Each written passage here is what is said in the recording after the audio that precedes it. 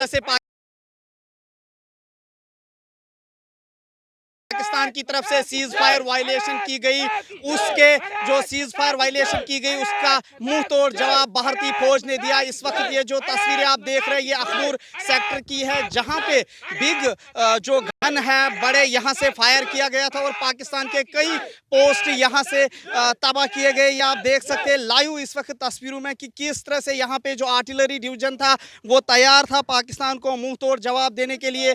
बात की जाए जिस तरह से पाकिस्तान जो कोटली है उस पर कोटली में कई पाकिस्तान के जो वहां पे पोस्ट थे वो तबाह किए गए। आप देख सकते हैं कि किस तरह से ये जो सुरक्षा के कारण हम आपको इसका नाम नहीं बता सकते, ताहम आर्टिलरी फायर जो यहाँ पे किया गया और यहाँ से ही पाकिस्तान को तबाह किया गया था। पहली बात की जाए ऑपरेशन सिंदूर के बाद, और ये वो शेल्स है, ये वो रॉकेट्स है जो यूज़ किए गए इस गन जो बिग गन है आर्टिलरी के जरिए यहाँ से लॉन्च किए गए थे। और पाकिस्तान के कई ठिकाने जो थे इंडियन आर्मी का यही कहना है कि वहाँ पे सिविलियन को नहीं बल्कि पाकिस्तान की जो आर्मी थी, आर्मी के ठिकानों को निशाना बनाया गया है। आप देख सकते हैं जोश और जज्बा इन फौजी जवानों में किस तरह से है। शदीद गर्मी है इस वक्त जम्मू में 42 डिग्री सेल्सियस गर्मी है, तहम इस शदीद गर्मी में भी फौजी जवानों ने पाकिस्तान को मुंह तोड़ जवाब दिया। कुछ जवान यहाँ पे मौजूद है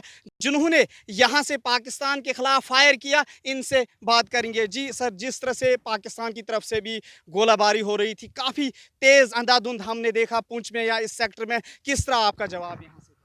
देखिए, जवाब में एक लाइन बोलना बिल्कुल ज़रूरी समझूंगा कि गोली उन्होंने चलाई थी मगर धमाका हमने किया। हमारा mission it was not a reaction, it was a calculated and mission oriented strike. हमारा टारगेट बिल्कुल क्लियर था, एनिमी के टेररिस्ट इंफ्रास्ट्रक्चर और जो पोस्ट इन्फिल्ट्रेशन में हेल्प कर रही हैं उनको प्रिसाइज तरीके से डिस्ट्रॉय करना। हम इसके लिए तैयार थे, मेंटली, फिजिकली, लॉजिस्टिकली, सब तरीक़ों से। हमारा गन क्रू अपनी पोजीशन, गन डाटा और एग्जीक्यूशन के इतने रिहर्सल कर चुका था कि शेल टारगेट पे आना बनता ही था। कभी ऐसा महसूस तो नहीं हुआ कि दुश्मन का फायर आ रहा है और यहाँ से अब हम पीछे हटे? जज्बा किस तरह का रहा जवानों? देखिए, मैं बताऊंगा कि हमारे पास मॉडर्न इक्विपमेंट बहुत थे, भारतीय मेड इंडिजीनियस एडवांस रडार थे, new generation target acquisition equipments थे, मगर बहुत महत्वपूर्ण था हमारे जवानों का जज्बा। आज भी मुझे याद है वो इंसिडेंट जब मेरा एक जवान जो यहाँ फायर कर रहा था चिल्ला के बोलता है, साहब आपने मुझे टारगेट दिया, मैंने फायर किया, अब बताओ टारगेट का हुआ क्या? ये था उसका जोश। हाँ, हमारा फायर किया गया हर शेल उनके लिए एक जवाब था, और हमने इस बात का महत्वपूर्ण ध्यान रखा है कि उनकी तरफ से भी कोई सिविलियन कैजुअलिटी हमारे शेल की वजह से ना हो। कितना रेंज था इसका अगर हम बात करेंगे, कहाँ तक पहुँचे और कितना नुकसान हुआ वहाँ पे? देखिए, एग्जैक्ट रेंज मैं आपको नहीं बता पाऊंगा, पर ये बता पाऊंगा कि जो भी पोस्ट हमारी own civilian areas, military installations और टेररिस्ट को सपोर्ट कर रही थी, उन सभी को बहुत ही ज़्यादा क्षति पहुंची है।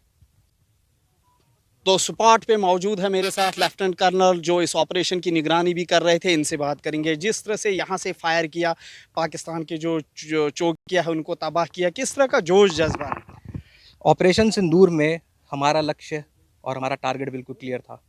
पाकिस्तान की तरफ से होने वाली किसी भी नापाक हरकत को और उसको पनपने की जगह देने वाली किसी भी जगह को, इंफ्रास्ट्रक्चर को और लॉन्च पैड को हमने बर्बाद करना था, और इसका प्रूफ, इसका परिणाम सारी दुनिया के सामने आज की डेट में है। हमारे दोस्तों को, हमारे दुश्मनों को और हमारे पड़ोसियों को ये याद रखने की ज़रूरत है कि भारत के देशवासी का एक एक आंसू, उसकी कीमत वो सैलाब है जिसको चुकाने की काबिलियत अभी इस दुनिया में कहीं नहीं है। इतना याद रखेंगे कि भारत के खिलाफ यदि कोई भी नापाक नज़र उठेगी तो भारतीय सेना उसको नोच देगी। अब कोई बात नहीं होगी, अब केवल युद्धाघोष होगा, और यही हमारा उद्घोष है, यही हमारी चेतावनी है। जय हिंद। बहुत बहुत शुक्रिया। ये आपने सुना कि किस तरह से जवानों में जोश है और इनका क्या कुछ कहना था जब यहाँ से पाकिस्तान को मुंह